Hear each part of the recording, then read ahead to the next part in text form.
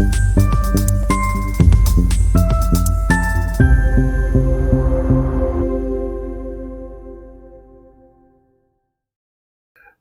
सीखो के आज के इस एपिसोड में आपका हार्दिक स्वागत है दोस्तों। आज चर्चा करने वाले हैं हम राहु ग्रह किसी भी लगन कुंडली में 12वें भाव में होंगे तो कैसे फल देंगे। और अगर आपकी भी है जिज्ञासा इस बात को जानने की तो बने रहे मेरे साथ इसी वीडियो में। नमस्कार दोस्तों, मैं हूं डॉक्टर विवेक चोपड़ा।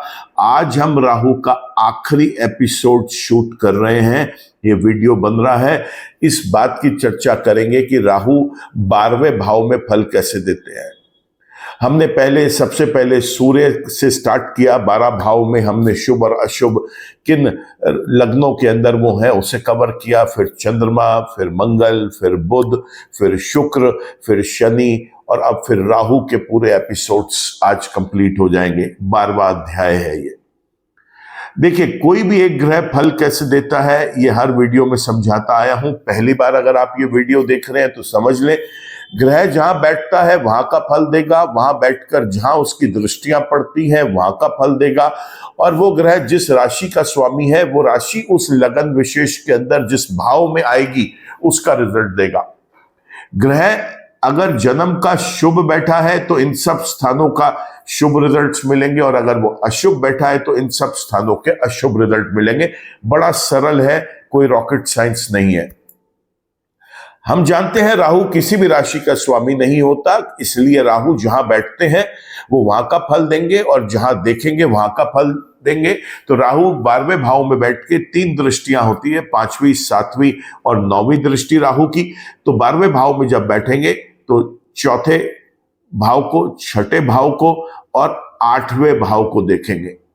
बड़ा सरल है। तो रिजल्ट मिलेंगे यहां पे 12वें के, 4थे के, 6ठे के और 8वें के। अब समझ लेते हैं कि अगर ये शुभ होगा तो क्या रिजल्ट्स मिलेंगे और अगर ये अशुभ होगा तो क्या रिजल्ट्स मिलेंगे। देखिए, 12वें भाव में राहु अगर शुभ है तो लंबे समय के हॉस्पिटलाइजेशन से बचाएंगे, दवाइयों के ऊपर इस व्यक्ति को निर्भर नहीं होने देंगे। खर्चा तो जरूर करवाएंगे लेकिन शुभ कारणों से खर्चे होंगे। साथ ही साथ आप देखेंगे कि ऐसा व्यक्ति जो है वो किसी फॉरेन लैंड पे जाकर अगर सेटल होना चाहता है तो राहु भरसक इसका हेल्प करेंगे उसके अंदर। ये व्यक्ति अगर अपने ही कंट्री में रह के दूसरे किसी कंट्री के व्यक्ति को या वहां के किसी कंपनी के साथ मिलके कोई काम करना चाहता है उसमें भी इसको हेल्प करेंगे। अपने कंट्री में रहते रहते अगर ये अपनी सर्विसेज किसी दूसरे देश के व्यक्ति के लिए मुहैया करवाना चाहता है तो वो उसमें भी हेल्प करेंगे। अनवांटेड एक्सपेंसेस, डिस्ट्रक्टिव एक्सपेंसेस से बचाएंगे, लॉसेस से बचाएंगे, अपमानित होने से बचाएंगे और स्कैंडल में इसको कभी भी नहीं फंसने देंगे। जीवन में सुख और आनंद बढ़ा देंगे। मां के साथ बहुत अच्छे संबंध रहेंगे इस व्यक्ति के, मां के साथ बहुत अटूट प्रेम होगा। और अगर मां के स्वास्थ्य में कोई चिंताएं बन रही हैं तो राहु अपनी दशाओं में उसमें भी सुधार लेके आएंगे। ये व्यक्ति अनेकों चल और अचल संपत्तियों का मालिक होता है, समाज का प्रतिष्ठित व्यक्ति होता है और समाज के प्रतिष्ठित लोग इसके साथ उठना बैठना पसंद करते हैं। इसका एक सोशल सर्कल, सामाजिक दायरा बहुत बड़ा होता है। रोग, ऋण, विघ्न, बाधाएं कभी भी इसको परेशान नहीं करती और गुप्त शत्रु इसको कभी नुकसान नहीं देगा। दुर्घटनाओं से बचाएंगे राहु, लंबी चलने वाली बीमारियों से बचाएंगे। और अगर ये व्यक्ति क्रिएटिविटी, रिसर्च, इनोवेशन या डिजाइनिंग से संबंधित कोई काम करना चाहता है उसके अंदर भी राहु बेहद मदद करेंगे। ये थे राहु 12वें भाव में अगर शुभ है तो क्या फल देते हैं। लगे हाथ देख लेते हैं कि अगर राहु 12वें भाव में अशुभ हो जाए तब क्या होगा। आपने बिल्कुल ठीक समझा, परिणाम इसके ठीक विपरीत आएंगे। जितनी शुभ चीजें अभी आपको बताई थी अब वो आपको अशुभ होते हुए दिखाई देंगी। लंबे समय के हॉस्पिटलाइजेशन का मुख्य कारण राहु होंगे। इस व्यक्ति को दवाइयों के ऊपर इसकी निर्भरता बढ़ा देंगे। अनवांटेड एक्सपेंसेस, डिस्ट्रक्टिव एक्सपेंसेस करता चला जाएगा, फिजूल खर्ची करता चला जाएगा, रुपए पैसे का लॉस होगा, मान सम्मान प्रतिष्ठा का लॉस होगा, अपमानित होना पड़ सकता है, जेल योग की संभावनाएं बढ़ा देंगे। ऐसे में देखा गया है कि ये व्यक्ति जो प्रयास करता है अपने जीवन को आगे चलाने के लिए उसमें ये नाकामयाब रहेगा। किसी स्कैंडल में इसका नाम आ सकता है, किसी दूसरे देश में जाकर अगर ये सेटल होना चाहता है उसमें विफल हो जाएगा।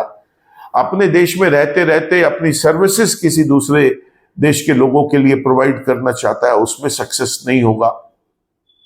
अपने देश में रहते रहते किसी देश के व्यक्ति के साथ मिलकर या कंपनी के साथ मिलकर अपनी अर्निंग्स को बढ़ाने के लिए अगर कोई काम करना चाहता है, उसमें भी सक्सेसफुल नहीं होने देंगे।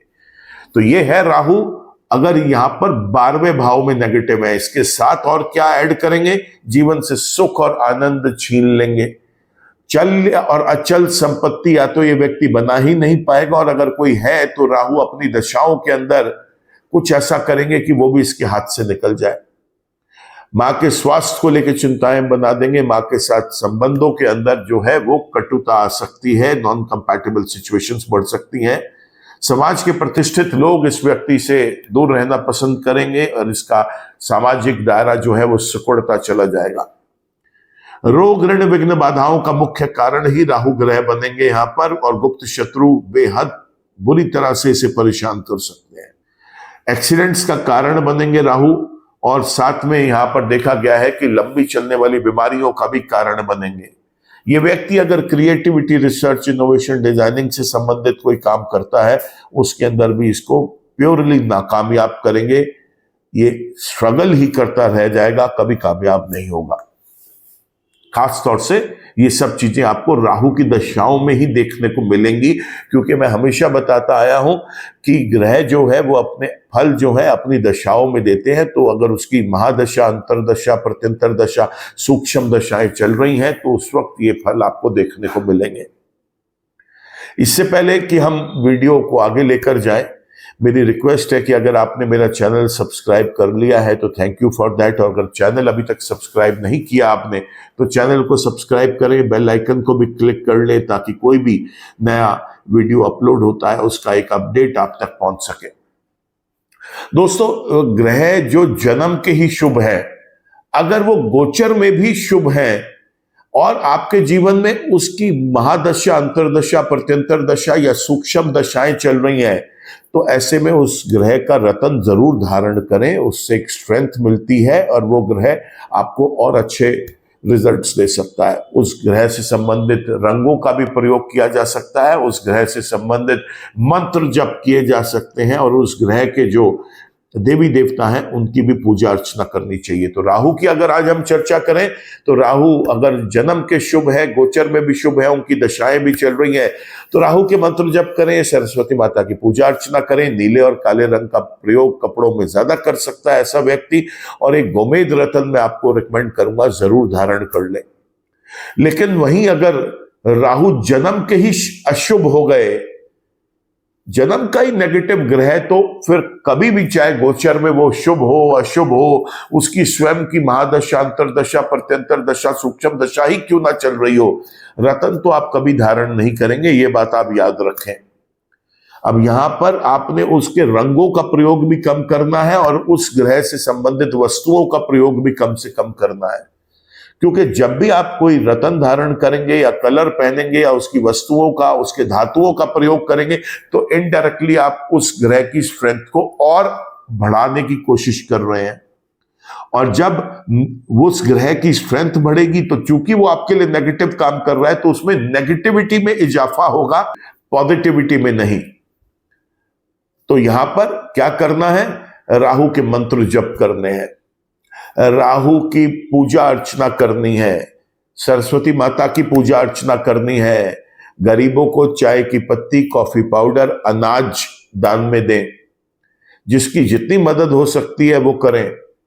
राहु के लिए सबसे अच्छा उपाय होता है कि आप पक्षियों को मिक्स्ड ग्रेन्स, जिसे हम 7 अनाज को मिक्स करके सतनाजा बोलते हैं, वो खाने के लिए डालें।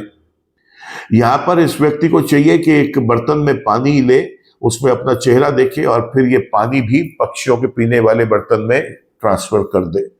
बड़े अच्छे रिजल्ट्स मिलेंगे। देवी देवताओं के चरणों में सफेद बर्फी, अनाज या जौ थोड़े थोड़े चढ़ाए, इससे भी लाभ मिलता है। किसी गरीब व्यक्ति को, जरूरतमंद व्यक्ति को अनाज दान करें, सफेद बर्फी दान करें, बताशे दान करें, ये करना भी बहुत अच्छा रहेगा।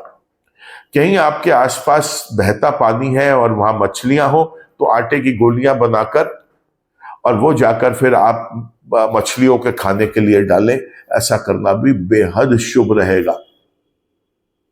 तो ये था राहु अगर शुभ है या अशुभ है तो क्या किया जा सकता है। अशुभ ग्रह अगर कभी भी आपके जीवन में उनकी दशाएं आए तो ऐसे समय में जो शुभ ग्रह हैं उनका सहारा लेके इन अशुभ ग्रहों की नकारात्मकता को कम किया जाना चाहिए। तो किसी अच्छे ज्योतिषाचार्य के साथ बैठकर आप अपनी पूरी कुंडली का विश्लेषण करवाएं और नेगेटिव पीरियड के अंदर तो खास तौर से आपको ऐसा एनालिसिस करवाना बेहद लाभकारी होगा। मेष लगन की अगर बात करें तो राहु 12वें भाव में बहुत शुभ रिजल्ट्स देते हैं और ये रिजल्ट्स वृषभ लगन के अंदर भी 12वें भाव में बहुत शुभ मिलेंगे। लेकिन दोस्तों जब हम मिथुन लगन की बात करते हैं, यहां पर राहु 12वें भाव में प्योरली अशुभ रिजल्ट्स देते हैं, टोटली नेगेटिव। फिर कर्क लगन में हम देखें तो 12वें भाव में बहुत शुभ रिजल्ट्स देंगे। सिंह लगन के अंदर भी राहु 12वें भाव में शुभ रिजल्ट्स देते हैं। कन्या लगन में तो 12वें भाव में बहुत शुभ रिजल्ट्स देते हैं। तुला लगन की बात करें तो तुला लगन में भी राहु 12वें भाव में बेहद शुभ रिजल्ट्स देते हैं, वहां पर ये कन्या राशि के होते हैं। वृश्चिक लगन के अंदर अगर हम देखें तो राहु 12वें भाव में तुला राशि के अंदर बेहद शुभ रिजल्ट्स देते हैं। धनु लगन के अंदर वृश्चिक राशि के राहु 12वें भाव में शुभ रिजल्ट्स देंगे। लेकिन जब हम मकर लगन की बात करेंगे तो यहां पर धनु राशि के राहु अब बेहद अशुभ रिजल्ट्स देंगे। जी हां, मिथुन लगन के बाद मकर लगन वो दूसरा लगन है जहां पर राहु अशुभ रिजल्ट्स दे रहे हैं। फिर कुंभ लगन की अगर बात करें तो यहां पर भी राहु 12वें भाव में मकर राशि के शुभ रिजल्ट्स देंगे। और आखिर में अगर हम मीन लगन की बात करें तो यहां पर राहु 12वें भाव में अपनी प्रिय कुंभ राशि में बैठने के बावजूद प्योरली अशुभ रिजल्ट्स देंगे। तो हमने देखा मिथुन लगन, मकर लगन और मीन लगन, ये 3 लगन है जहां पर राहु 12वें भाव में शुभ रिजल्ट्स नहीं देते दोस्तों। इसके अलावा सब जगह राहु शुभ रिजल्ट्स देते हैं और शुभ रिजल्ट्स अगर मिल रहे हैं तो मैंने आपको बताया उसके लिए हम क्या बेहतर कर सकते हैं। और राहु अगर अशुभ रिजल्ट दे रहे हैं तो मैंने वो भी आपको उपाय बताए हैं कि हम क्या कर सकते हैं जिससे राहु की अशुभता में हम कुछ कमी लेके आ पाए। तो इस तरीके से हमने राहु के 12 एपिसोड्स आज कंप्लीट कर लिए। अब हमारे सारे ग्रह कंप्लीट हो गए हैं। हम अब अगले एपिसोड्स में चर्चा करेंगे केतु के बारे में, लेकिन केतु का विषय ही कुछ और है। वो जब आपके वीडियोस आएंगे तो उसे आप देखिए कल कि हम केतु को कैसे समझाते हैं, क्योंकि केतु की फंक्शनिंग थोड़ी सी डिफरेंट होगी। दोस्तों अगर वीडियो आपने पसंद किया है तो आप इसको लाइक करें, कमेंट करें, शेयर करें इस पर। आज के वीडियो में तो इतना ही। राहु के अध्याय कंप्लीट हो गए हैं। अच्छे से नोट्स बना के इनको दोहराएं, बार बार उनको देखें ताकि आप जितना याद कर सकें उतना आप याद कर लें, क्योंकि ये इतने रेफरेंसेस हैं इसके अंदर कि एक व्यक्ति जो है वो एक जो चीज पढ़ रहा होता है वो बड़ा इजी लगता है, लेकिन पिछला वाला पार्ट जो है वो भूलता चला जाता है। कल मुलाकात करेंगे। ईश्वर आप सबका भला करे। नमस्कार।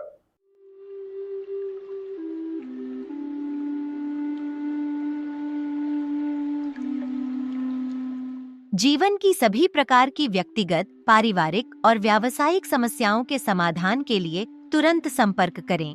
डॉक्टर विवेक चोपड़ा, PhD, गोल्ड मेडलिस्ट, विश्व विख्यात ज्योतिषाचार्य एवं वास्तु एक्सपर्ट। कॉल अथवा व्हाट्सएप करें 9311131069 9212431069।